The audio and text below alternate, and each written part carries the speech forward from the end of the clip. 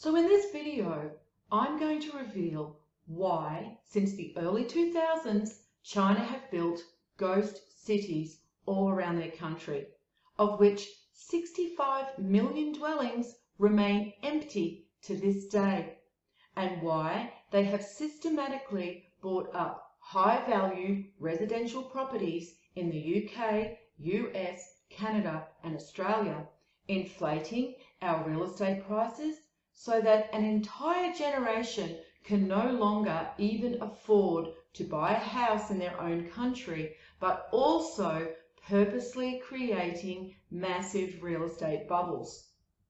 China have played the long game. They knew that as an insular, communist, agriculturally centrist economy, they could never build themselves into a superpower that could take on the West.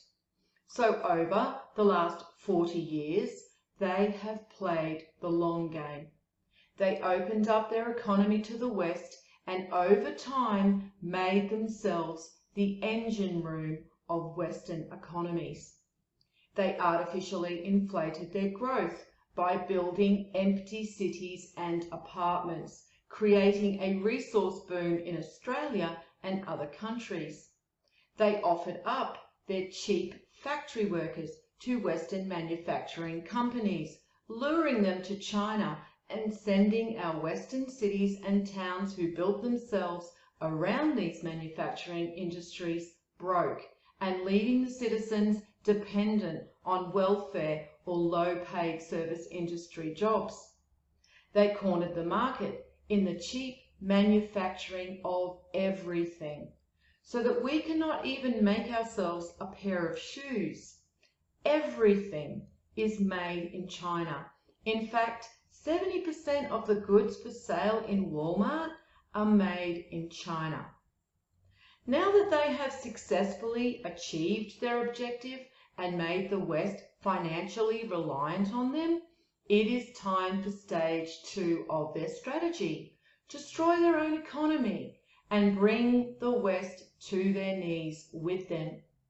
Using the coronavirus as a justification, they started slowing their economies in 2020 by shutting down manufacturing for long periods of time under the guise of lockdowns, which they are still doing, recently locking down millions of Chinese in 2 regions. They also began purposely jamming up the supply chain with container shortages, port blockages and shipping delays. However, this was just preparation of what was to come. This is where the strategies of building these ghost cities is going to play out in 2022. These ghost city properties were never built with the purpose of being lived in, and we know this because there are numerous videos all over YouTube showing evidence of their poor workmanship and inferior quality. In fact, there is a Chinese word for these poorly made uninhabitable buildings. They call them tofu dreg projects. Now, it is important to understand that China's property market accounts for 1/4 of China's GDP. That's huge. A collapse of the property sector is going to have huge reverberations into every sector in China. And just like when you throw a stone in a pond, the ripples will be felt all around the world, especially Western countries who are highly exposed to the Chinese property market and their other industries. By now, most people have heard of Evergrande, the second largest property developer in China, which is now on the verge of bankruptcy. This article from Reuters goes into more detail of how integral China's property market is to its economy.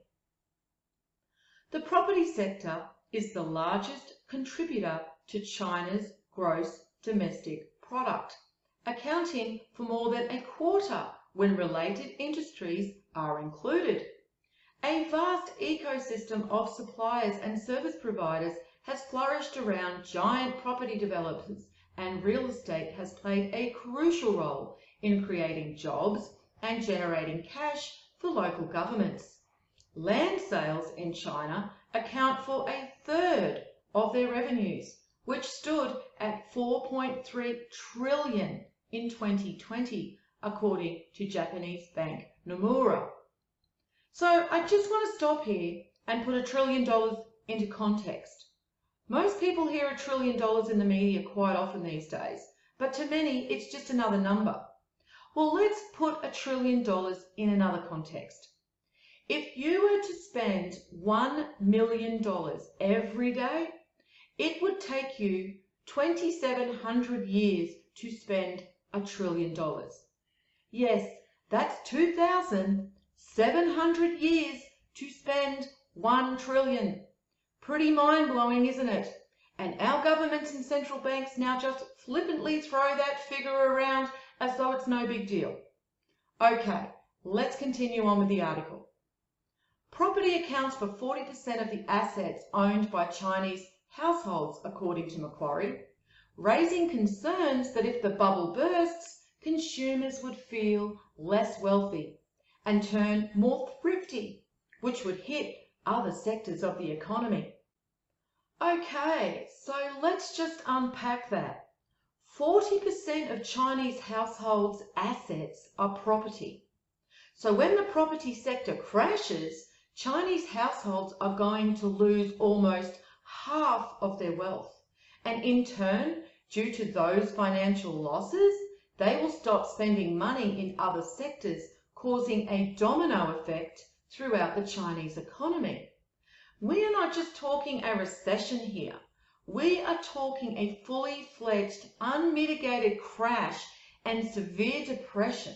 Hence why China have been hoarding food since 2019.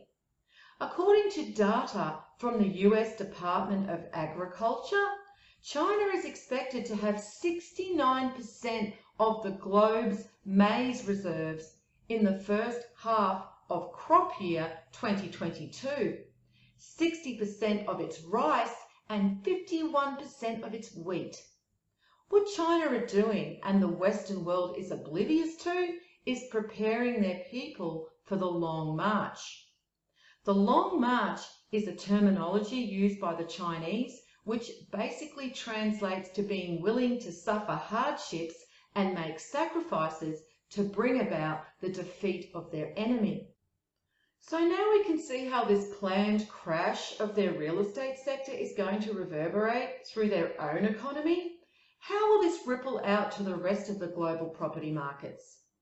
Well, let's start with huge corporations like BlackRock, Royal Bank of Canada, Blue Bay Asset Management, which is one of Europe's largest managers of fixed income credit.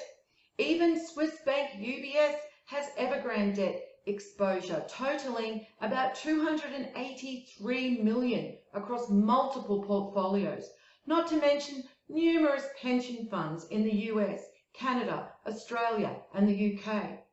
Then there's all the offshoot assets that Evergrande has invested in. These are basically assets that Evergrande has purchased but doesn't keep on the books.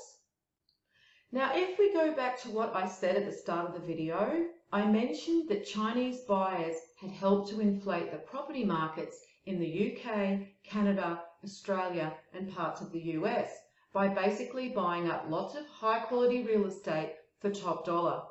Oh yes, in Australia, and I'm sure in those other countries too, there are plenty of stories of people putting their houses on the market and Chinese buyers not only paying what is being asked, but will sometimes offer over the asking price just to ensure they secure the contract.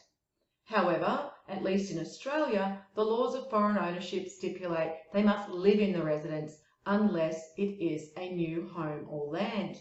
Then they can buy as many new properties as they want, and then they can sell those properties to other Chinese buyers, effectively giving them the ability to artificially inflate the property market in some areas just by flipping the properties among themselves. Not only are these properties left vacant, But an inflated property market is pricing out a whole section of average Australians from ever owning property. And all of this is done with the blessings of our corrupt government. Now remember the article I just read out before, stating that Chinese households hold 40% of their wealth in property. So what is going to happen to these overinflated property markets in cities around the UK, Canada, Australia and the US when these Chinese investment property owners are on the verge of bankruptcy and start offloading all their foreign investment properties at fire sale prices? Not hard to work out that it's going to have a negative effect on property prices. America, you've got even more problems due to the fact that BlackRock has been investing in your residential property sector and are highly exposed to a collapse of Evergrande and the Chinese property market. They'll have no choice but to flood the market with all their properties, also at fire sale prices too. Then I could go into what happens when your property value drops in a crashing property market and your property falls into negative equity, which could easily happen in an overvalued market like the one we have now. Once your property goes into negative equity, the bank can demand you top up your initial deposit by tens of thousands of dollars, depending on how much you owe. So now we've seen how China's crashing property sector can impact the property markets of countries outside of China. Let's look at how it will affect other sectors. Because we are now so reliant on the Chinese to buy our resources and other exported goods, a depressed Chinese economy is going to be buying much less. And so these other businesses who are dependent on China to buy their resources and products are going to start experiencing a huge drop in profits. A drop in profits means they will start to look at where they can cut costs. And the first areas these businesses look at cutting is wages. So they will start laying their employees off to save money. We also rely on China for all their cheap products. They make our clothes, shoes, homewares, toys, electronics and gadgets, and lots of materials and components needed to manufacture products in our own countries are made in China. So when these Chinese manufacturing businesses all start going bankrupt and closing down, we are going to experience supply shortages that will make the shortages we've experienced so far pale in comparison. Again, it will be like a domino effect. Then, if businesses like Walmart don't have cheap products to sell American consumers, it's going to affect their profit margin. If their profit margins are negatively affected, they're going to close stores and lay off workers. And let's not forget, Walmart is also the largest employer of Americans. And it's not just a matter of returning to the days where we manufactured these products ourselves, like I hear many people say, because we don't have a manufacturing industry to make anything anymore. It would take years to build them back up to the level to replace everything we have outsourced to China over the last 40 years. So what people have to realise is that this coming property market collapse in China is not accidental. It's part of a financial strategy they have been enacting against the West for at least 40 years.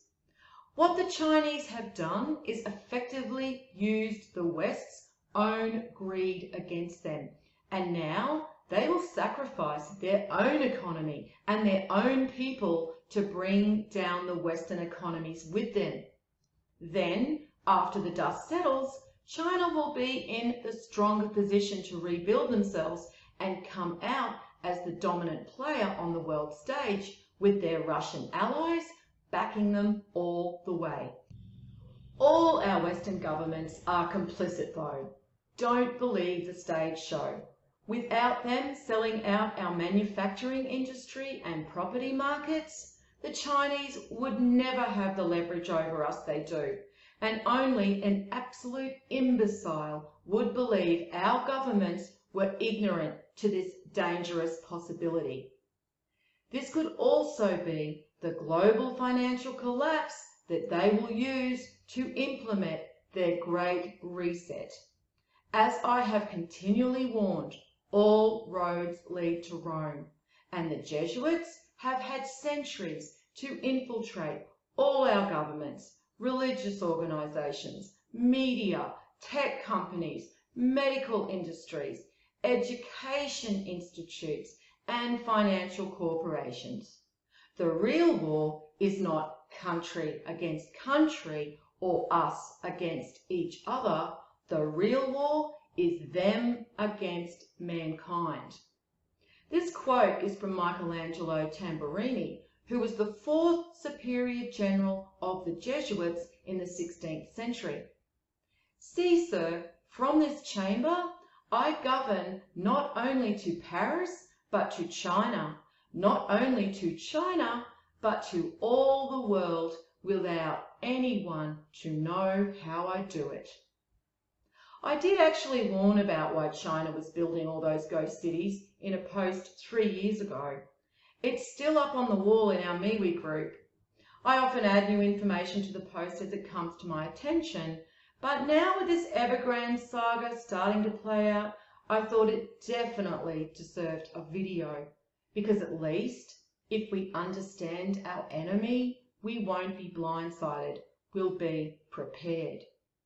I'll finish the video with a quote from Sun Tzu, and it doesn't just apply to the long game China have played on the West, but more importantly, it applies to the Antichrist's long game that they have played on humanity. Pretend to be weak, that he may grow arrogant. If his forces are united, separate them. Attack him where he is unprepared. Appear where you are not expected.